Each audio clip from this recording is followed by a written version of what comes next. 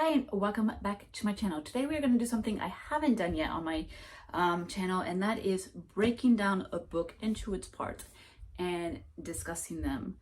The book in question for today is going to be Middlemarch by George Eliot. This is very famous classic with 9 parts. So I'll be splitting it up in 1, 2, 3, 4 videos. And yeah, because the thing is, like, I wanted to do this because there's this thing where, like, a lot of times with these booktube videos, we read these really long books. This one is 840 pages. And then we spend a long time reading these really long books, and then we only get to talk to them for like 2 minutes and a wrap up, or at least my channel has been a lot of that. So I wanted to do something different where I actually break down the book into its parts and share with you what has happened, how I feel about it, and share the quotations that that were interesting to me. Now, these videos are going to be full spoilers, so if you have not read the book and you don't want to be spoiled, I suggest waiting until you've read the book to watch these videos, or basically watch the videos as you read along once you've read the parts I'm discussing. So again, full spoilers. I'm not going to hide anything. It's just, I want to discuss this book with you guys. When it comes to the quotations, so basically I've on my sort of like online reading journal, I have given my thoughts. I've done a summary of the part, and then I've written down the quotations that I found interesting. And so I am going to be doing a lot of reading from my computer screen. I hope you guys are okay with that. Also, I have to say that I'm actually already here in Middlemarch. So this is what I've already read, and this is here. So the first parts that I'm discussing will probably be a little bit weaker, just because I read these already a long time ago. I was too late in deciding to make these videos, so I actually made quite a bit of progress before I got to here. I'm actually about to start part 7 or book 7. But I just really want to share, because I think this is a good way to discuss these really long books and share in a lot more detail what I can't share when I'm doing a wrap up. So we're going to experiment. We're going to see how this goes, and you can tell me if you like this format. So let's start. So Middlemarch, if you're watching this video, you probably already know what Middlemarch is about, but just to give you a summary, Middlemarch is this little town in England. It's not a real town, it's a fake town, but it's this little town in England, and we're just following the people who live in the outskirts of Middlemarch and how they interact with each other, with the main focus being this one character, Miss Brooke. So she's kind of, we start with her at the very beginning. We follow her as she and her grandiose ideals. She's only 18 years old, but she's decided that she wants to marry this man called Mr. Casaubon, who is, I believe he's in his early 40s, but he's like this very, she sees him as this very humble but very erudite man who is passionate about his work and his studies and about improving mankind. And she's very much about improving mankind herself, but she doesn't feel like, because she's a woman, she doesn't feel like she has the aptitude to do that. And so she feels like for her to be able to save mankind, it would be good for her to connect with a man like Mr. Casaubon. So by helping him, she helps mankind. So it's really in that mentality. So we followed the book with her as the lead, and then we follow all the characters that end up associating with her, or are associated with Mr. Casaubon, or who were just have sort of a engagement with that relationship. So it just follows that. There was this one famous review that other people reference when they talk about Victorian, or it was about Jane Eyre, where it's like, this book is just about families visiting each other and talking. And this is basically the same vein. It's just interactions between all the characters as they visit with each other. They gossip, they discuss what's going on, things progress, engagements, there are marriages, etc., etc. So It's just about the outskirts of Middlemarch and the ongoings that happen from there. Now, I will have to say that the way I'm reading this is, I think, very conducive to being excited and motivated to read. So I own the physical copy, but I'm not actually reading from the physical copy. I am reading this via PDF. It's a PDF I have on my work computer. I'm a scientist, I work in a lab, and when I work with a lab, I am a very, very busy person, but sometimes there are small lulls in any job. There are lulls in your work. And when there's a small lull and it's not enough time to go to my other desk to do the work there, but it is enough time to read like a paragraph or a page, maybe 2 pages, that's what I do. So I try not to have any sort of, I try not to waste any time, even when I'm at work, just mentally. So if there's a lull where I'm not preparing something or passing a sample along or having to change conditions or parameters on something, and I can sneak in a paragraph or a page, that's what I've been doing. And I started this book, I think I started this book like very, very late February, I would say.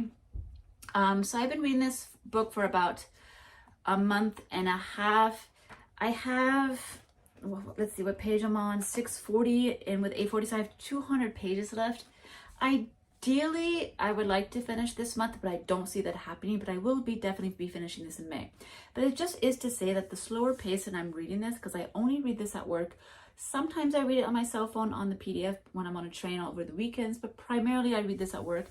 And that slower pace really helps me to not experience any boredom from like, oh, it's just characters talking all the time. It allows me to create like mini cliffhangers, because if you can only read a page at a time or 2 pages at a time or maybe a paragraph at a time, it makes you want to read more. So that's really been helping with the pace, because I know for some people they think it's too long, it's too boring. Again, all the characters just talk, not much happens. But when you read it at a slower pace, because it is a book about just real life sort of interactions, you'll notice it's actually quite a fast pace. Like in our regular lives, our day-to-day is quite, you could say it's quite boring, or nothing really specific really happens. But when you look back on, so like if you looked back at your last year, you would actually realize you've done a lot of things, you've accomplished a lot of things have happened, people have died, people have gotten married, people have had babies. And so in the long run, when you kind of like step back and look at something, you can see that a lot has actually happened. And Middlemarch is kind of that. Like that's how you kind of take it in. So I'm gonna say the slow pace that I'm reading this book at is actually, I think, very conducive to really enjoying this book. So I do recommend it. So I started part 1, and from the very, very beginning, I was fully immersed in both the story and the characters. I made a note. So like every chapter starts with I believe it's called an epithet, I believe. And I was so impressed with that. I wrote a memo that I was so impressed with that, because every single one is so perfectly connected to the chapter and the contents of the chapter that follows. It just so impressed me that George Eliot was able to find the most perfect quotations for each. I just thought that was like the amount of research that went into that, I just thought was impeccable. I thought that was amazing. I also really like George Eliot's wit, and I thought it's refreshing to read. I thought her wit is very refreshing to read, and I really like the skills she has in being able to observe the social mores of the time, and just general human interaction. Just the ability to be able to observe these characters as if they were real and be able to write it down, I thought was absolutely amazing. So from the very, very beginning, I was hooked. And I made a note that when it comes to the writing, it's really, really beautiful.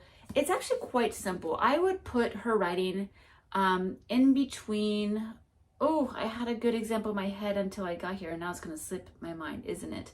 I would say it's in between Wilkie Collins' Woman in White, and Charlotte Bronte's Shirley. So in terms of difficulty in English language, even though it's not really difficult, I would put it in between those two. I would say Shirley is more difficult to read. I would say Charlotte Bronte is more difficult to read. So this slips right into that middle spot, because Woman in White is a suspense thriller. It's very easy. It's very easy to read. Shirley had a little bit more of sort of she would kind of go down certain like philosophical paths a lot more frequently than this. So I would say this slots in between those two in terms of the writing. And I made the note that, like, yeah, when I was reading her writing, and I couldn't stop thinking how sad it is that women were, like, their talent was stifled so much by men who wouldn't allow them to show their intelligence, their talent, their prowess. That, like, men were so often just be like, oh, this isn't the women's world, this isn't women's work. Like, your opinion, while suitable for you, isn't like appropriate for the real world. Like, they were always shut down with everything and not allowed to progress and not allowed to just really just show their abilities. And it just makes me mad to think about how much women could have accomplished if men weren't always trying to tear them down. So I couldn't stop thinking about that, and I think it's because that is a very common topic in this book. It's a lot about male ego, and how women are compared to their counterparts. It's like, that's a very big part of the book, and I think George Eliot shows that so well. So let's get into the first part. Now, I did mention that I read this a little bit ago, so and I didn't make the decision to make these videos until much later, but what was I gonna say? So when I wrote down my thoughts on the very first parts, I actually just copied and pasted like summaries from the internet and kind of like put them together. So they're not the best. From part 3 on is where I started writing the summaries myself, and they flow a little better. So part 1 and part 2 might be a little disjointed.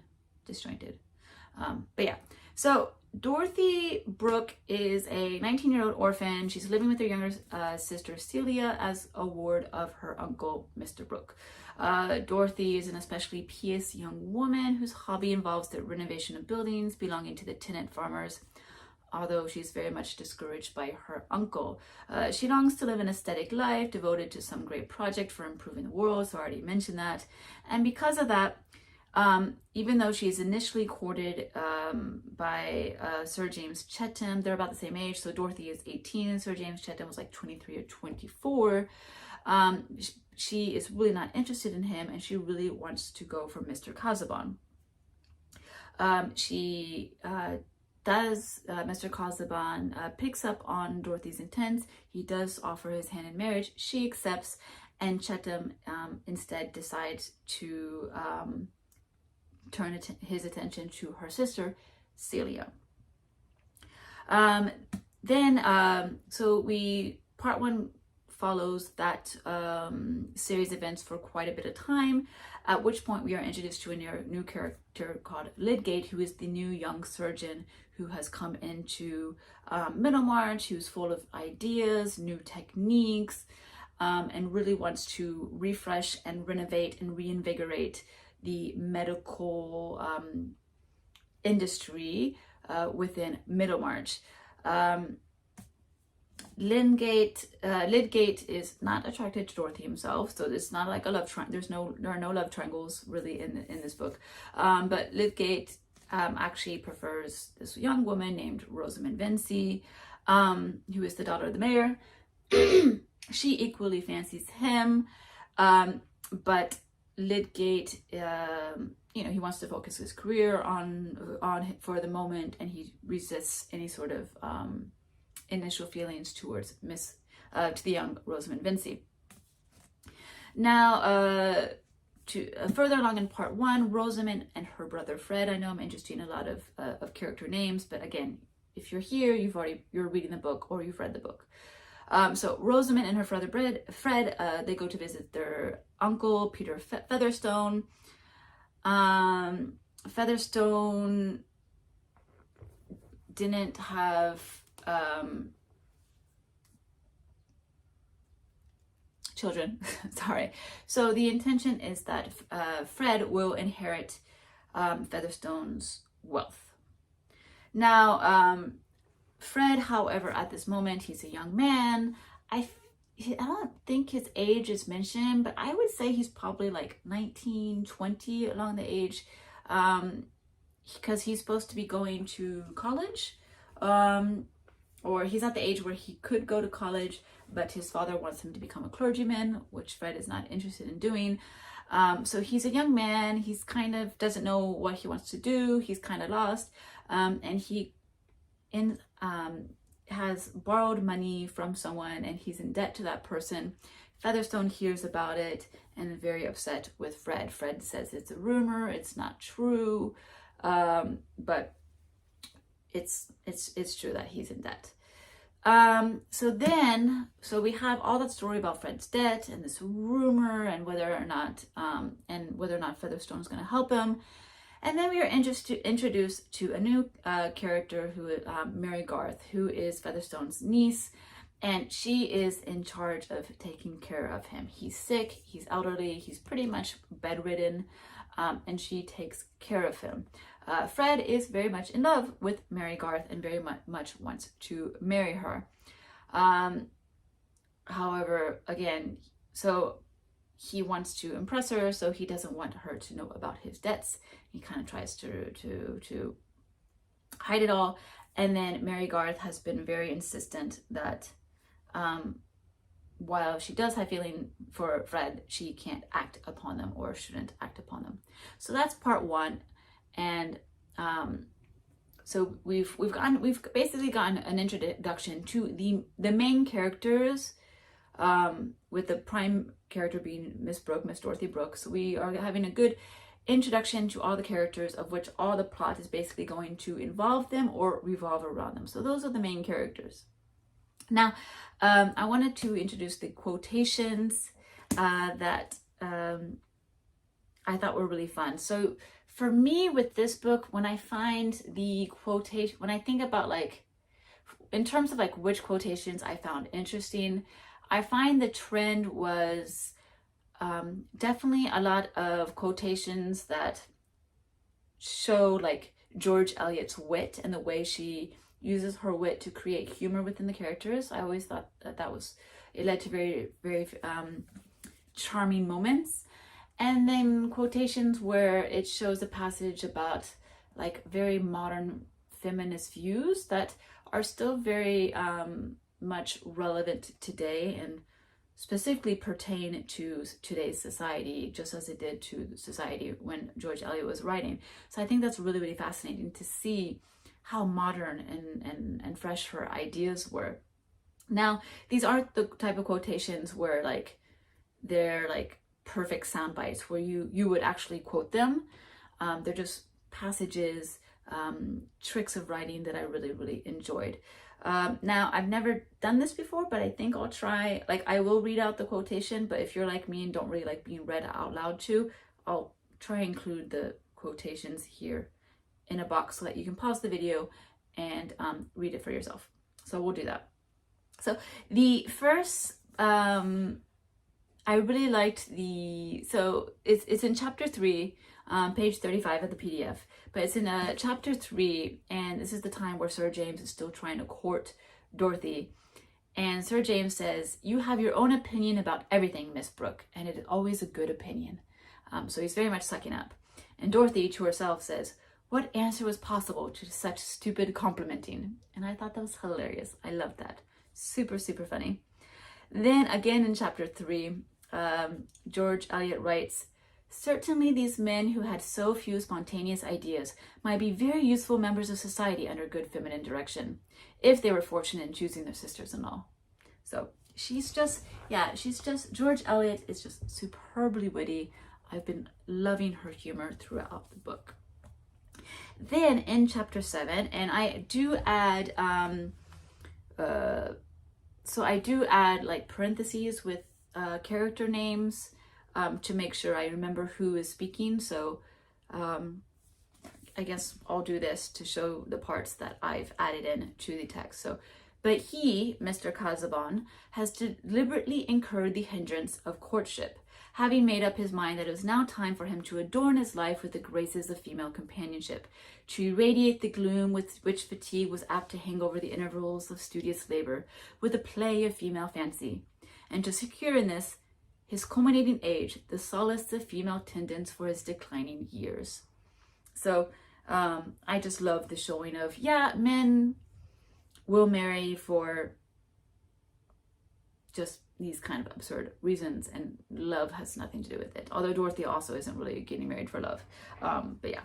So there, that's part 1. This was going to be a part 1 and 2 video, but I'm now realizing that I need to do just a single video for every single part. So that's what we are going to do. I hope you enjoyed this, and I will see you in part 2. Bye!